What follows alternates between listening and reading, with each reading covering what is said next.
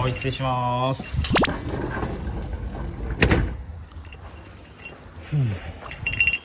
はい、おはようございます。今日は2024年の10月8日、歩き遍路12日目ですね。時刻は午後8時12分です。とりあえず7時半ぐらいですかね、昨日泊まってた民宿杉本っていう宿を出て、ローソンでね、飲み物とか買ってました。なんか久しぶりにね、こうあったかい布団で寝れて、ちゃんとしたご飯食べれて、洗濯もできて、湯船に浸かれて、もう最高でしたね。ほんとこの生活してたら、いつもは当たり前にある衣食住がね、本当にありがたく感じますね。で、今日の予定なんですけど、一応ね、次のお寺24番の穂積岬寺までがあと60何キロかな。今日明日も多分余裕で着かないぐらいの距離なんで、ひたすらこちらこの横に見えている国道55号線、これをですね歩き続ける日々が続きます。で、穂積岬寺まではねまだ余裕で着かないんですけど、こっからね4キロ3キロぐらい先に行ったところに別格のお寺があるんですよ。で、この別格霊場って何ですかっていうと、今回ってるのが四国88カ所で、四国一周回ると88個のお寺があるっていうのを回ってるじゃないですか。で、この別格っていうのは四国全土に20個あるんですよ。で、その20個も全部回ると88たす20で108で煩悩の数になるっていう、そういうもんです。ただね、この88カ所のルート上からめちゃくちゃ逸れてる別格のお寺とかもあるんで、自分はねその別格のお寺全部回る気はないんですけど、道沿いのとこ行きやすいところは極力行きたいなと思ってるんで、今日はねまずもうちょっと歩いて別格4番だったかな、そこの鯖大師っていうところに行きたいと思います。その後そこからね約15キロぐらい入ったらキャンプ場があると思うんで、そこでキャンプするというこの流れでやっていきたいと思います。じゃあ行きましょう。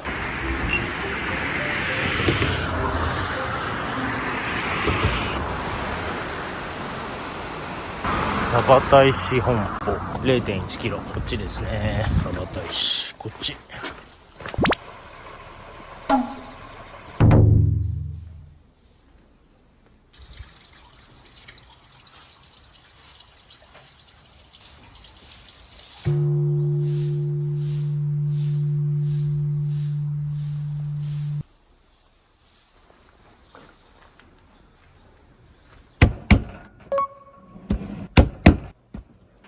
で、こういうね、サバモとサバ大師さんの大判があるんだけど、お願いします。はい。これ書くのも写すの？お願いします。手が震える。今度初ですね、これ書いてもらうの。写したらいかん言われたんですか？いや、2週目なんで、上から重ね印だけしてもらってて。そうですか。では、ちょっと及ばせながら失礼しますね、この手。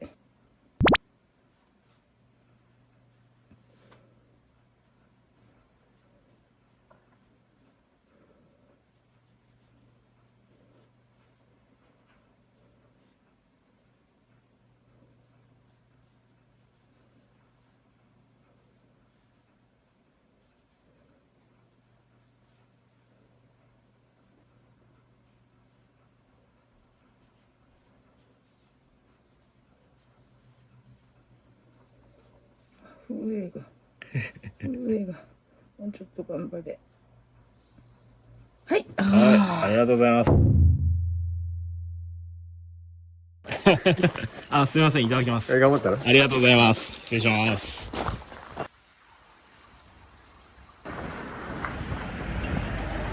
のサバセ大福っていうのがすごく気になるんで、これもいっておきましょう。はい、ありがとうございます。はい、サバ大地終わってサバセ大福買ってきました。団子っていうのかな、こんな感じ。いただきます。簡単に言うとあんころ餅ですね。甘くてめっちゃうまい。で、お寺の方にいただいた UCC のブレンドコーヒー、これもいただきましょう。みんな優しいね、ほんと。よいしょ。うまっ。じゃあ時間の方が今9時37分ぐらいなんで、これ飲んだらね、再び国道55号線を歩いて室戸岬の方にね頑張って歩いていこうと思います。海賊料理って書いてますね。めっちゃ気になる。ただ先を目指す。はい、今昨日泊まってた民宿杉本さんからだいたい10キロ地点ぐらいのところまで歩いたんですけど、やっぱね、ご飯しっかり食べたせいか、布団で寝たせいか、お風呂に入ったせいかわかんないんですけど、めちゃくちゃ今日歩けますね。10キロの間にサバ大使で大福食べた時、あれ以外ね、全然休憩してないんですけど、全く足も痛くならないし、疲れも来ないですね。いや、なんかこのペースだったらね、思ったより早くキャンプ場に着けれそうなんで、嬉しいですね。それにね、一応今日で徳島県終わるんですけど、なんか徳島ってなんだかんだで難所多かったじゃないですか。長山地だったり、大流地だったり。で、ああいうとこで足ぶっ壊されて、この高地で長距離歩くことによって、高地を抜ける頃にはね、もういくらでも歩けるぐらいの最強の足が出来上がっているっていう話も聞いたことがあるんで、もしかすると俺の足もちょっとずつ鍛えられているのかもしれないですね。前回回った時どうだったか覚えてないんですけどね、鍛えられてることを願いたいと思います。今は歩いても25キロぐらいですけど、30キロぐらい平気で歩けるぐらいになっておきたいなと思う。高地出る頃にはね。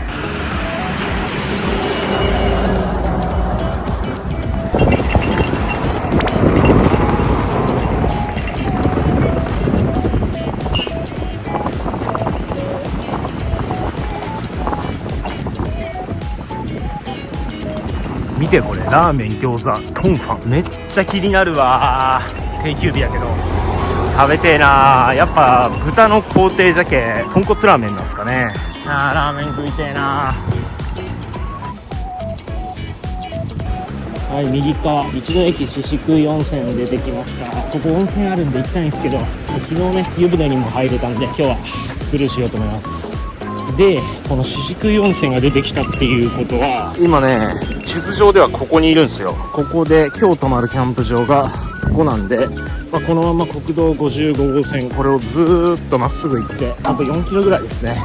よし頑張ろう。ちなみに時刻は、2時15分。ちょっとね今のまんまだったら早すぎると思ってうどん屋さん入ってねうどん食べてました。初めてですね、道中ご飯屋さん入ったの。なんかこれくらい余裕出てくれたらすごいね気持ち的には高まります。だって今日も結局宿出たのが8時ぐらいなんで6時間7時間ぐらい、それぐらいの行動でフルフルなんで一番いいペースですね。明日もうちょっと歩けそうな気がするわ、この感じだったら。よし頑張ろう。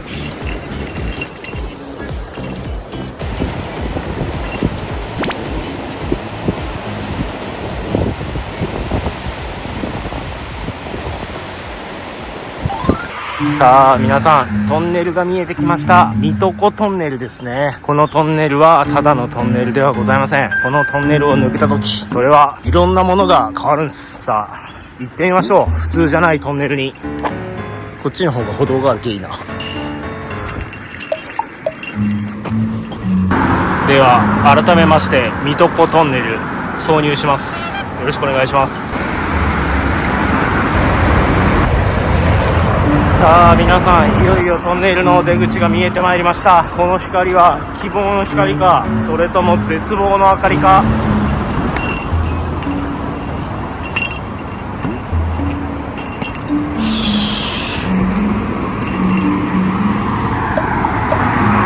水戸トンネル抜けました。そして皆さん見てください。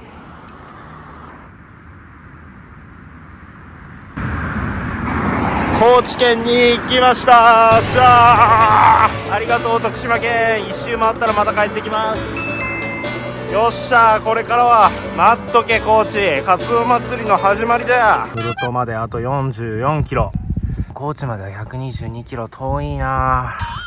1週間かな。20キロずつ歩いたら1週間かかるのか、ここから。津波、浸水想定海抜4メートルとか。高知とかやっぱこの辺はなんていうのかな、広島県と比べてすごい津波に対しての危機管理感がすごいですね。あ、着いた。これが道の駅東洋町だから、こっちだ。多分このね裏に多分キャンプ場あるんですよ。でさ、さっき温泉があるって言ってた道の駅宍喰だったっけで、ここから4キロ離れたとこにこの道の駅あるんですけど、なんでこんなにさ近場に道の駅つけるのかなと思ったんですけど、あれなんですよね、さっきやった宍喰は徳島県の道の駅で、こっちの東洋町の道の駅は高知県の道の駅なんですよ。で多分そういうことだわって思った俺は。まあ、たちまち一安心じゃな、ここまで来たら。ちなみに今何時？やっぱ3時ですね。早かったな今日。素晴らしい。20キロちょっと浜大師お参りして、その後うどん食ってこのスピードは俺の中ではかなり優秀ですね。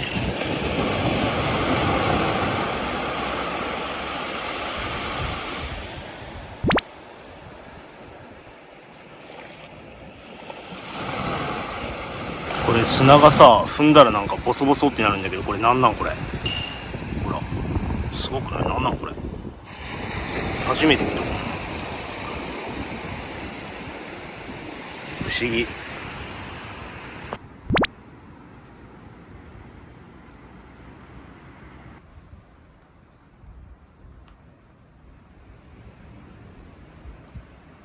津波避難タワー、せっかくなんで登ってみましょうか。なかなか入ることないですもんね。なんか向こう側はなんか公園っぽいっていうか、ちょっとしたなんか展望台みたいな感じにもなってんですね。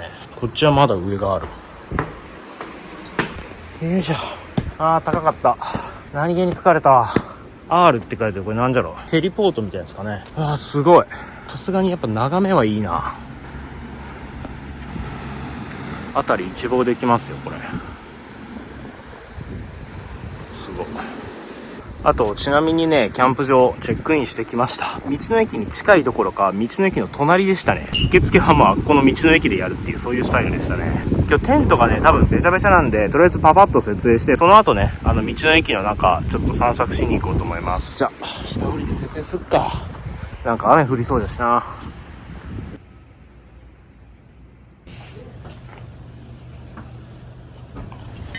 なんかどこでも張っていいらしいんで、ちょっと海沿い行きましょうか。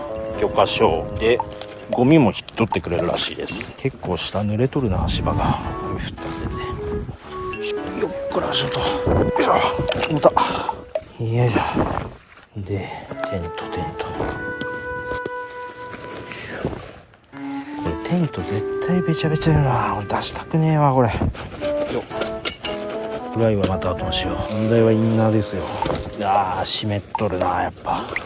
べっちゃべちゃマジで超湿気てるわ。これ天気いい日に一回しっかり乾燥させたいな。明日もちょっと朝早く出ようと思うんで、そんなに多分しっかり乾燥させれないと思うんですけど、これだから遍路のテント泊は好きじゃない。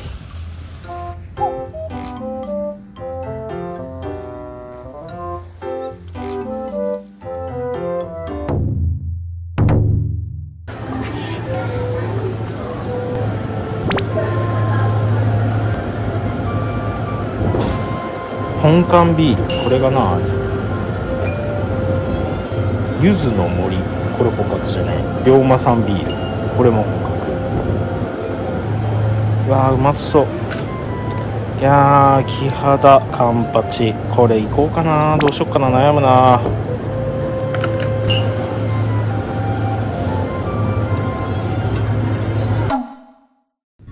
はい、時刻は午後5時ですね。ちょっと地元の方々とコミュニケーションを取ってたらこんな時間になりました。というわけで暗くなる前にね、ご飯作って食べていきたいところなんですけど、皆さん今日はね記念すべき高知一発目の夜なんですよ。なんでこれです。道の駅で買ってきました龍馬1865っていう、まさにビールを飲むノンアルコールビールでしたねこれ運転中に、仕事中に、休館日にって書いてます。これアルコール入ってなかったな。しくった。もう一本別のはね、これ柚子の森って使ってきたんですけど、これはお酒でしたね。これ前も飲んだことあるような気がすんな、言われてみたら。しくった。まあいいわ。じゃあ今日はとりあえず高知一発目の夜に乾杯。うまい。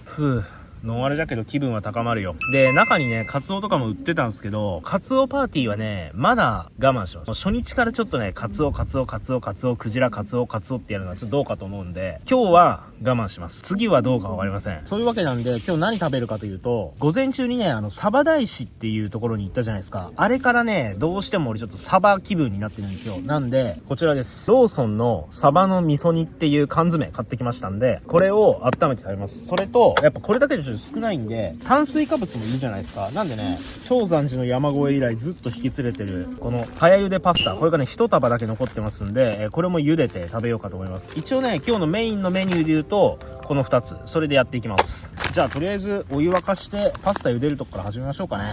よくで、塩なんですけど、こちらです。逆打ちしてるって方からいただいたアンデスの岩塩、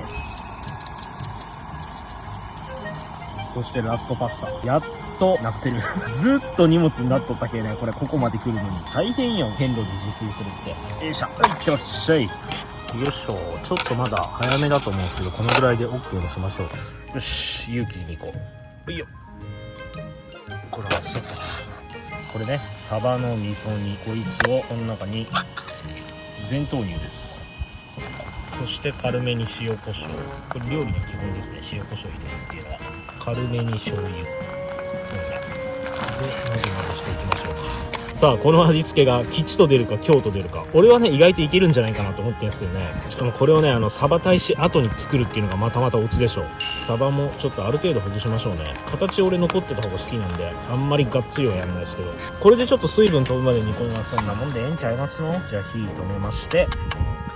これで完成です。本日の変路飯はサバ味噌缶パスタです。じゃあいただきます。ちょっと白衣脱いどこうか。なんか散ったら嫌じゃけね。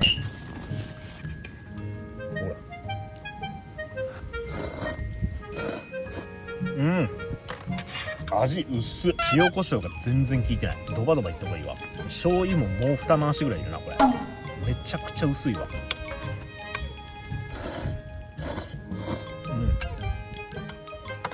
多少マシになったけど、これはちょっと外れ引いたかもしれんな。今のり玉ぶっかけたい衝動にすげえかかってます。じゃあこれいってきますか。馬路村のチューハイゆずの森。いただきます。今度こそ本当のお酒。うまい。ゆずじゃねえ。高知ってゆず有名なんかな。徳島はすだちじゃないですか。高知ってゆず有名なんかな。どうなんだろう。もうなんかカツオとクジラとウツボとチキン南蛮のイメージですけどね、高知っていうと。今日はなんだかんだですごくいい一日でしたね。思ってたよりだいぶ早くここに着いて、高知にも入れて、地元の人たちとも談笑して楽しかったですね。その土地の人だったりとか、同じ旅してる仲間と話するのってすごくいいと思います。これこそまさに旅の醍醐味ですよね。なんかそういうのもあるから、時々ああいう民宿泊まったりとか、ゆっくり回ってその辺の人と話するっていうのめっちゃいいなって思って、本当に贅沢な時間ですよね。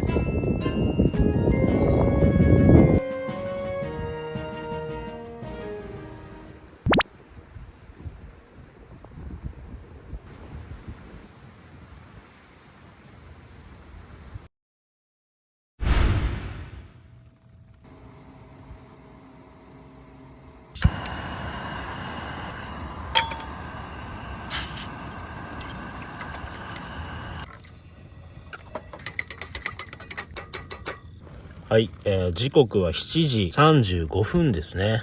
さっきまでね、ここのキャンプ場シャワーついてるんで、シャワー行ってきました。でその時に限ってね、ものすごい風と雨だったんですけど、今はかなり落ち着いてますね。このまま朝まで穏やかな天候だってくれたらもう最高なんですけど、まあいかんせんどうなるか。トリマー、このシーチキンを当てに焼酎でも飲みますか。やっぱこの時間やね、こういう素朴なつまみがええわ。これシーチキンに醤油かけるだけっていうのはもう最高っすよね。ほら、シンプルにうまそうでしょ。いただきます。こんなんでええねん、ほんま。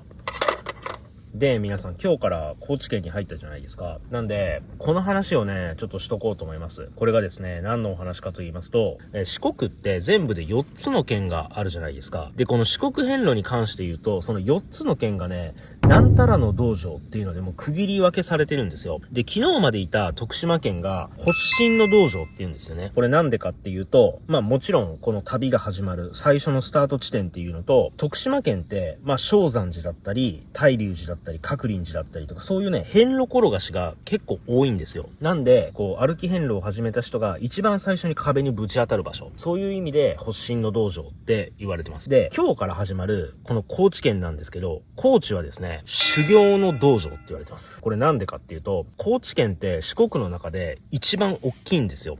なのに、寺の数が一番少ないです。つまりですね、皆さんこれはどういうことかと言いますと、寺と寺の区間がものすごく長いっていうことです。まあ、今目指しているこの室戸岬にある24番、穂積岬寺も、まあ、かれこれね、前の薬王寺からで言うと80キロ近く離れてますし、この後に出てくる足摺岬に関して言うと、もう90キロ、下手したら100キロ近い距離があるんですよ。で、寺と寺の区間が40キロ、50キロあるっていうのはもうザラです。なんでそういう意味で、修行の道場って言われてるんですよね。で、私、いろいろ今日歩きながら考えました。徳島はちょっと楽しすぎたなと。で、せっかく今日から高知に入ったんで、やっぱね、修行の道場って言うじゃないですか。なんで身を引き締めて、高知では修行をしようと。そういう風に思いました。で、まあ何の修行をするかと言いますと、まあ歩く距離ですよね。基本的に自分ね、平均してまあ20キロぐらいのスパンでずーっと歩いていったんですけど、徳島だったらね、歩いてない時はもう15キロとか16キロとか、もうそんなレベルだったんですよ。で、ちょっとね、やっぱ歩き遍路してんのに10キロ台っていうのはまあ理由もなくやるにはちょっとね、まあ楽しすぎかなって思ったんで、これからはですね、高知はちょっとペースを上げようかなと思います。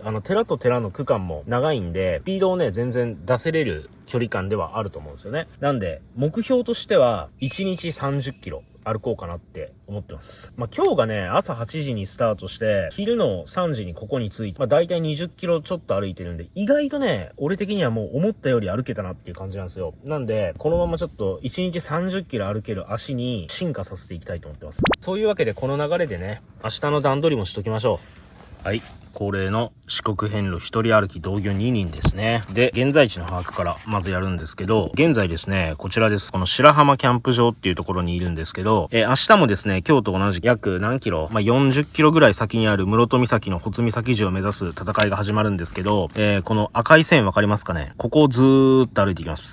ずーっと歩いていくんですけど、この区間がね、マジに何もないんですよ。地図見てくれたら大体想像つくと思うんですけど、もう右に山、左に海、そして先っぽの方にそびえ立っている室戸岬を見つめながら歩くっていう、その時間がひたすら続きます。で、俺もちょっと記憶は定かじゃないんですけど、多分ね、ここら辺の区間を抜けたら、もうコンビニはもちろんないですし、自販機とかもほとんどないんで、もう水の補給にもちょっと困るぐらいの感覚になってくると思ってます。で、ひたすらこのまま歩いていって、室戸まで行ってもいいんですけど、明日はですね、私宿取りました。なんか水の補給もあんまできないようなところで野宿しても、いまいちね、ナイス野宿できないなと思いましたんで、明日もですね、こちらの、民宿ロッジ大崎さんっていうところを予約しまして、ここまで歩きます。距離で言うと、だいたいこっからだったら、23、4キロですかね。そのぐらいの距離だと思います。けど、ちょっとね、テントの乾燥もしたい。なんで、出発はね、明日の9時頃目指そうかなと思ってます。で、そのタイミングで完全にテントが乾燥した状態で出発します。で、9時から約24キロ歩いて、ロッジ大崎に明日の3時頃に着いたら計算上は1日30キロ歩けるっていう計算にはなるんで、3時に到着するペースで明日ちょっと頑張ってみようかなと思います。で、再び地図に戻るんですけど、このロッジ大崎を出た後は、もう一気に室戸まで行きます。室戸まで行って、ここの上にある夕日が丘キャンプ場っていうところに泊まるっていう、まあ、その作戦で行きますね。なんで、室戸岬に着くのはあさっての昼過ぎですね。そのぐらいのスパンで行く。で、それとね、ちょっと余談になるんですけど、ここのね、ミクロドって書いてるとこわかりますか？ここね、空海さんが昔修行をされてたっていう、まあ、洞窟で、そっから見える景色が海と空だったから空海って名乗ったっていう話がある、まあ、そういう洞窟なんですよ。で、俺ね、10年前ここにも行ったんですけど、ものすごくて、もう本当にね、いい意味で、もうパワーが強すぎて、長居できなかったんですよ。で、俺それすごいね、なんか心残りになってて、今回は、ここでね、もうゆっくりちょっと空海さんの空気をね、肌で体感したいんで、ここにはね、絶対に立ち寄りたいと思ってます。で、その後、穂積岬寺に上がって、この遍路道と逆行する形でこのキャンプ場に入るという、その流れです。まあ明日、明後日はあれですよね、もうほんとこれ、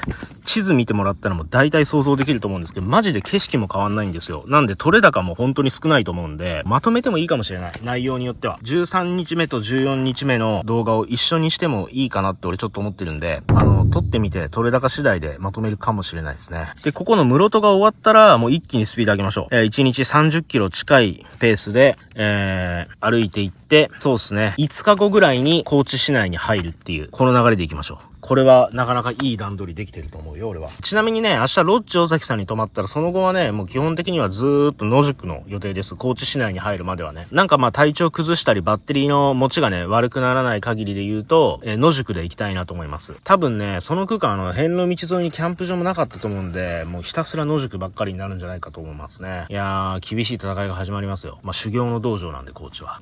そして、頑張った先には、カツオが俺を待ってる。頑張るか明日からハードになるで。そんな感じで、またポツポツと雨降ってきましたんで、ここの全幕締め切ろうかな。雨が入ってくるの嫌だけね。まあしばらく1週間ぐらい天気いいんでね、それが救いっちゃ救いですけど。まあこんな感じですよ。なんかほんとでも今日は一区切りできたというかね、やっぱ高知に入ったし、人とも久しぶりに話できたんで、楽しいですよね、やっぱ地元の人と話するのって。距離を知っとる、あんなとこまで歩いていくとか信じられんわってやりましたけど。はい。まあ好きでやってるんで、楽しいもんですよ。こういうのね。うん。うまっ。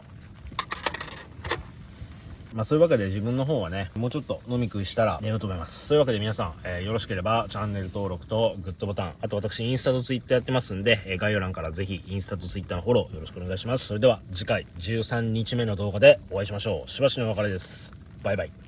この先っちょの先っちょの先っちょまで来ます。いやー、まだまだ遠いですね。これ見たかったよ、ほんと。室戸岬。